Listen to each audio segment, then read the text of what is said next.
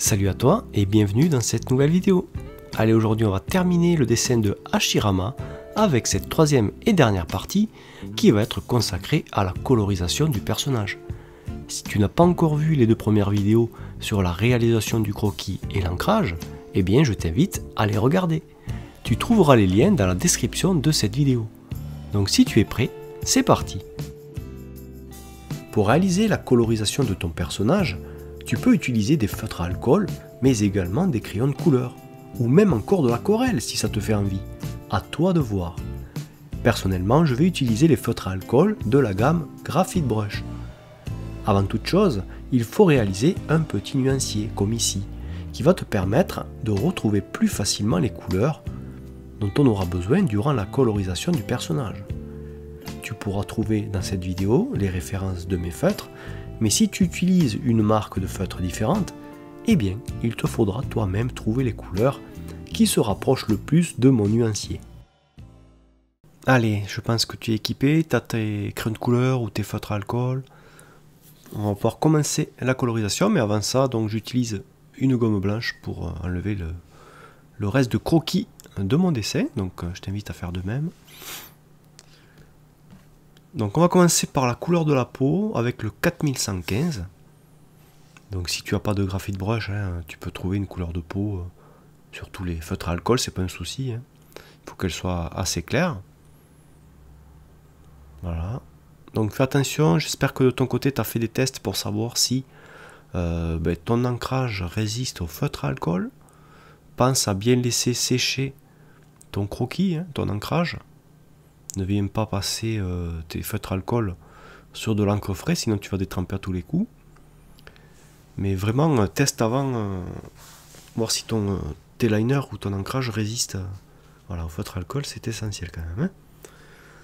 Donc là, la première couche est passée, donc on va pouvoir après ensuite utiliser le 4150 pour faire les ombres. Donc à l'intérieur de l'oreille, sous la main, au bord de l'arête du nez, sous la lèvre inférieure. Voilà, on va marquer quelques ombres par-ci par-là.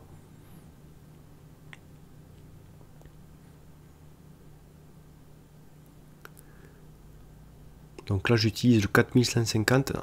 Alors il vaut mieux y aller doucement quand tu montes tes valeurs avec les feutres alcool, parce qu'une fois que c'est passé, c'est passé. Et là du coup je vais m'apercevoir qu'en fait elle est trop claire cette couleur et je vais la renforcer. Je vais renforcer les ombres avec une couleur légèrement un petit peu plus foncée. Mais déjà ça me permet de voir ce que ça peut donner avec cette couleur là. Il faut toujours faire des tests sur des feuilles à part. Un peu comme le nuancier que je t'ai montré en début de vidéo. Parce que le truc qu'il y a, c'est que là ça irait très bien, tu vois, quand je la passe, la couleur elle va bien. Mais le problème c'est que le feutre alcool, quand il sèche, il s'éclaircit un petit peu. Donc là je prends du orange pour mettre à l'intérieur de l'iris. Et ensuite je prends un 9501, donc un gris très clair, pour faire l'ombre portée dans le globe oculaire de la paupière supérieure.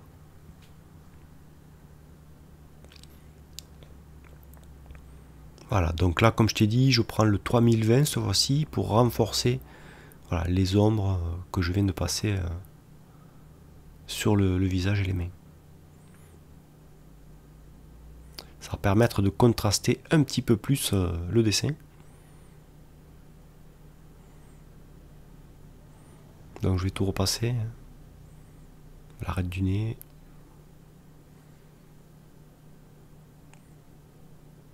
Alors moi je préfère travailler avec des brushes. Parce qu'au moins tu peux travailler finement ou faire des aplats même. Et d'ailleurs regarde cette pointe. Là je suis en train de faire le symbole. Et le graphite brush en fait il possède une pointe fine. Comme les liners pour ancrer. De l'autre côté du coup ça permet de faire tout ce qui est détail. Après, il faut faire attention quand tu fais des détails au feutre alcool. En fait, il ne faut pas rester trop longtemps appuyé sur ta feuille, sinon l'encre va baver et tu n'auras pas des traits bien alignés.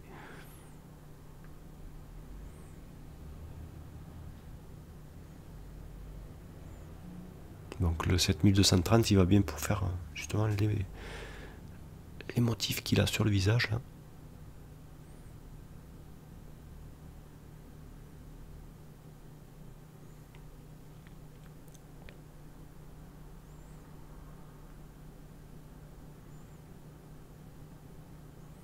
Donc tu vois, en fait, je l'avais dessiné au début, mais ça servait pas à grand chose, parce que de toute façon, il fallait le faire quand même à main levée à la fin.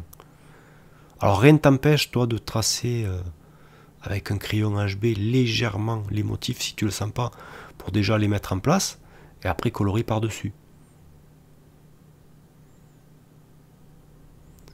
Donc là, je vais faire le symbole au centre au niveau du front.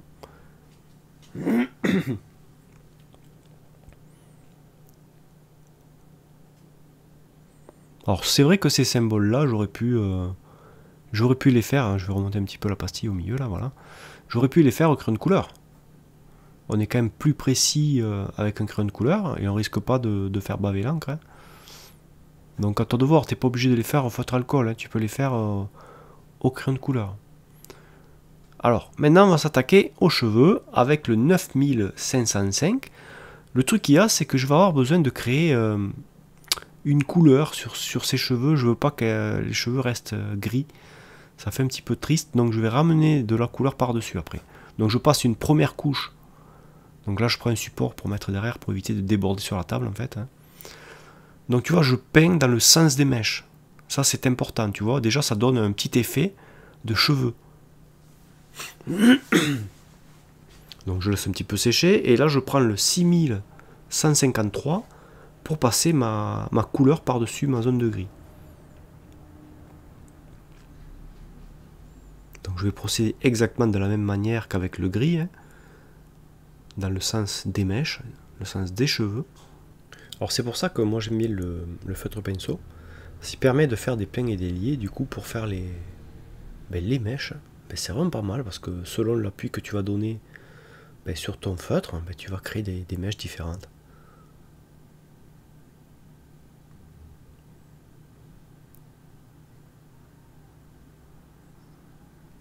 Voilà pour ça. Donc là, bien sûr, avec la quantité de feutre que j'ai mis, c'est un peu humide. Donc tu peux laisser sécher, hein, ça évitera aussi d'abîmer ton papier. Donc là, comme un guignol, j'ai repassé sur l'espace qu'il y avait en blanc ici. Donc je vais remplir, je vais mettre 2 couches de blanc entre ces 2 mèches avec le Posca. Et là, je prends le noir, donc le 9909, et je vais faire les ombres au niveau des cheveux, donc en traçant des mèches par-ci par-là.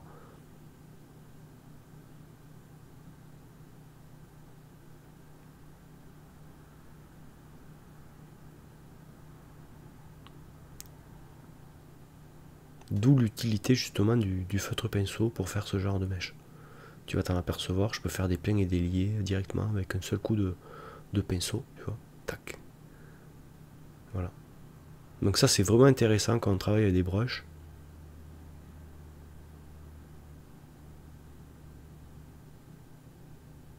Donc moi habituellement je travaille qu'en fondu.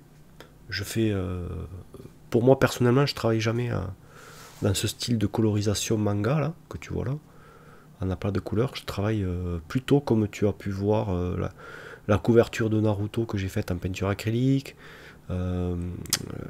Nezuko que j'ai fait aussi au feutre alcool en volume. Voilà, moi ça va être plutôt des volumes. Sur Instagram j'ai posté d'ailleurs un personnage manga, un personnage de One Piece que j'ai fait en volume également. Donc si tu veux savoir ce que c'est vraiment le dessin en volume, je t'invite à aller voir sur Instagram.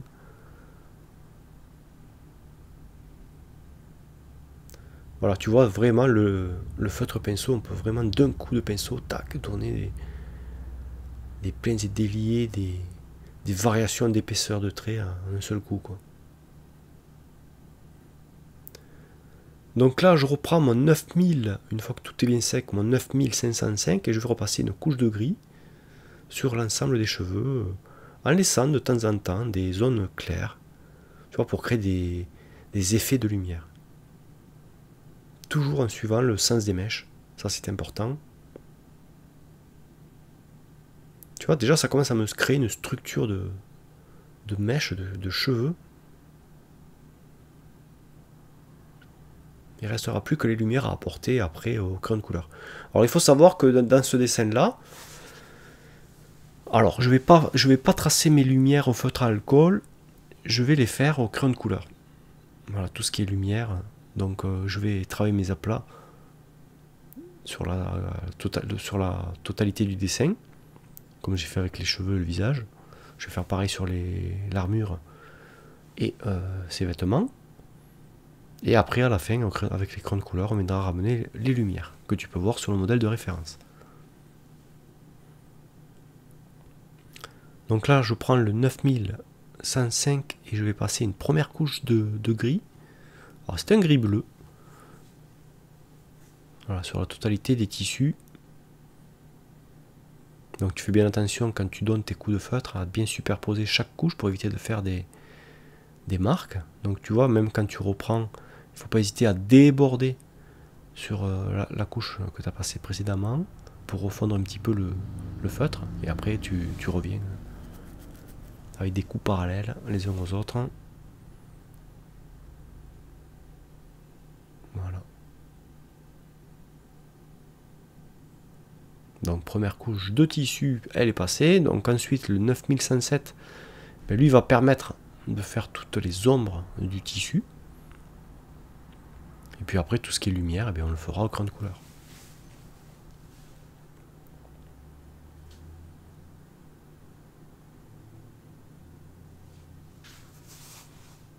Donc là, le plus important, c'est de bien délimiter chaque zone, de foncer, de ne pas se tromper, parce que bien sûr, tu ne pourras pas modifier après. Une fois que le feutre est passé, il est passé. Voilà, l'ombre portée des épaulettes, l'ombre en dessous du bras, puisque la lumière vient d'en dessus.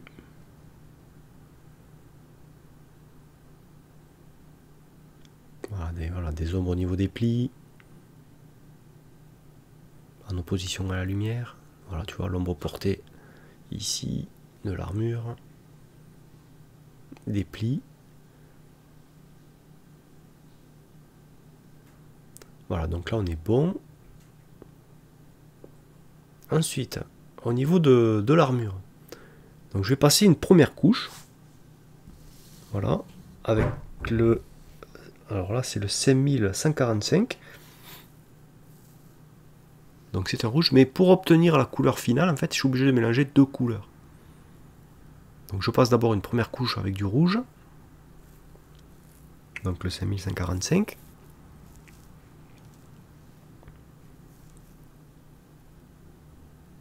Voilà, je badigeonne.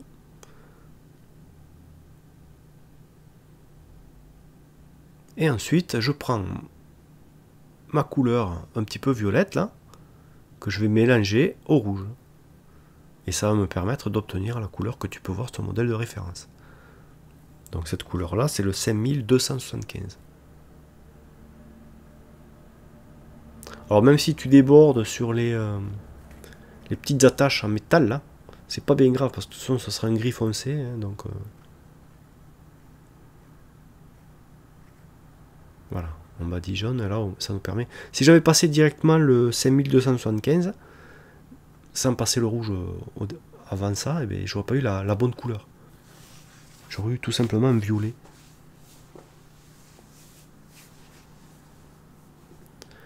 Et là, maintenant, je prends le 6153 pour créer mes ombres.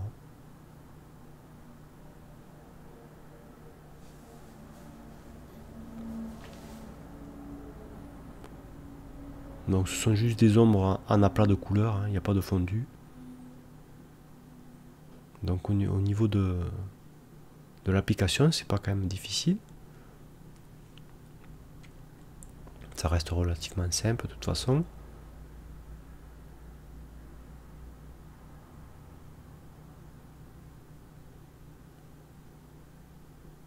Alors je sais pas, tu me diras en commentaire ce que tu utilises pour la colorisation, ça pourrait être sympa aussi que vous me donniez vos médiums, style la marque des feutres alcool ou crayon de couleur, et puis si c'est des feutres alcool, est-ce que vous utilisez plutôt des pointes dures, des pointes pinceau, voilà, pour savoir un petit peu comment vous travaillez.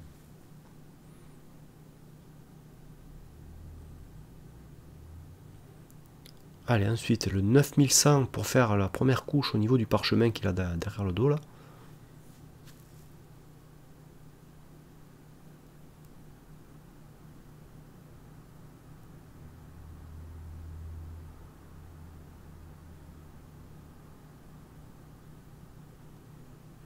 Voilà, et ensuite je prends le 9105 pour passer toutes mes attaches en métal là. Et on viendra donner un petit reflet à la fin avec le crayon de couleur. Donc le 9102 va me permettre de faire l'ombre au niveau du parchemin. Donc toi tu peux prendre un autre gris un petit peu plus foncé. Si tu n'as pas les mêmes références que moi, ben, tu prends un gris clair pour la couleur du parchemin et un gris légèrement plus foncé pour faire l'ombre. Là je reprends mon gris clair pour faire le fondu entre cette zone foncée et claire, pour fondre un petit peu la transition, voilà, pour pas que ce soit trop marqué. Et je vais me faire l'ombre portée de l'autre côté. Je viens renforcer une ombre supplémentaire avec la même couleur, le 9102. Je passe une deuxième couche. Et maintenant, on va pouvoir travailler les lumières avec les crayons de couleur. Donc, j'en ai pris 4, un vert, un blanc, un rose et un orange.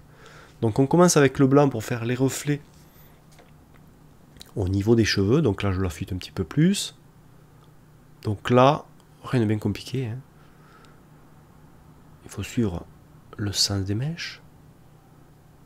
De temps en temps, tu auras des mèches qui ressemblent un peu à des N étirées, tu vois, comme là. Voilà.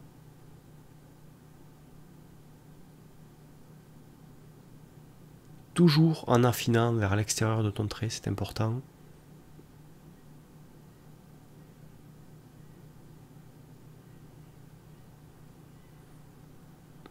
Voilà, ça va donner un petit peu de brillance au niveau des cheveux.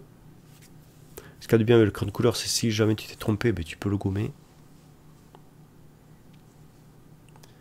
Je prends l'orange, mais d'abord je vais essayer de passer une première couche de blanc pour voir si mon orange ressort mieux. Voilà, parce que tout le bas va être orange ici. Voilà, et là je vais passer l'orange par-dessus le blanc. Voilà, et après je vais faire un petit dégradé léger sans trop appuyer.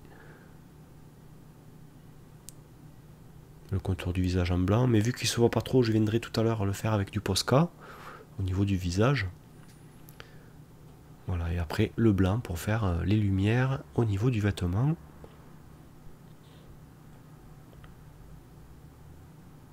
Là on est vraiment aux finitions, là c'est tranquille. Donc tu vois, ça dépendra, des fois je vais pas trop appuyer, là j'y vais légèrement au niveau du vêtement, là en bas, au niveau des plis. Donc l'orange pour faire les contre-lumières en dessous là.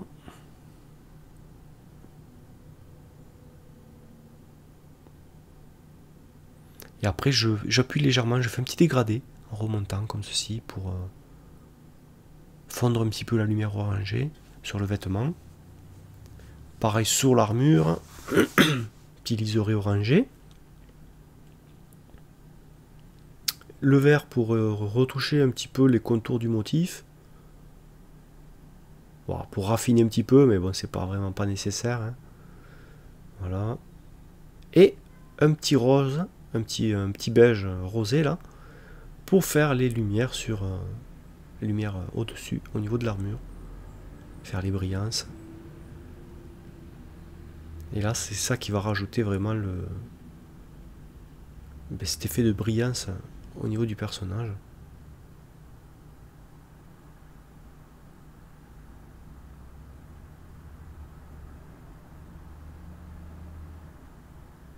Voilà, donc là, je vais faire ça partout au niveau de l'armure.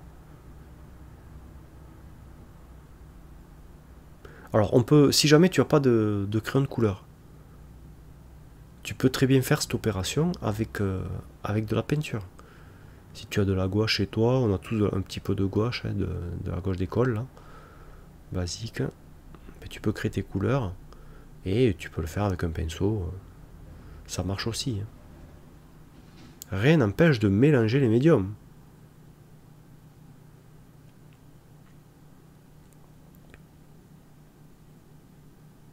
Donc là, je crée un petit dégradé, hein.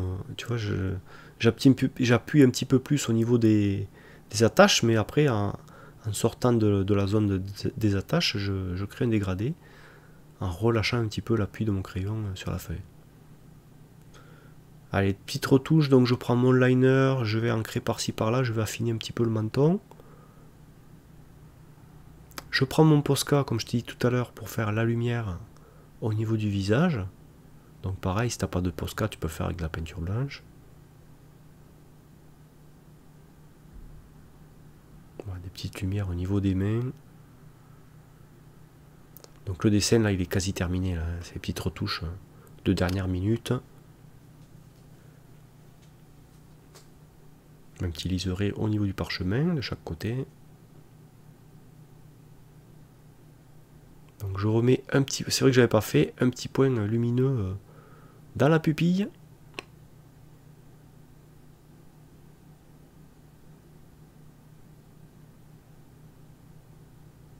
Voilà. Donc j'attends que le Posca sèche pour retoucher un petit peu la pupille dans l'œil là. Ça, il faut faire attention aussi. Bon, en tout cas, j'espère que ce dessin t'aura plu, que tu auras pris plaisir à le faire et que tu auras réussi surtout à le faire. Et bien nous on se donne rendez-vous dans un prochain tuto dessin. Allez, ciao! Tu veux réellement progresser en dessin et enlever les barrières qui t'empêchent d'avancer dans ce domaine? Eh bien j'ai créé pour toi un programme sur les bases du dessin qui va te permettre d'avoir des fondations solides pour t'épanouir dans cet art. Pour cela, rien de plus simple, rends-toi à l'adresse www.lionelart.com et rejoins la Team Art Academia en choisissant la formule qui te convient. Sur ce, je te dis à la prochaine et que le dessin soit avec toi.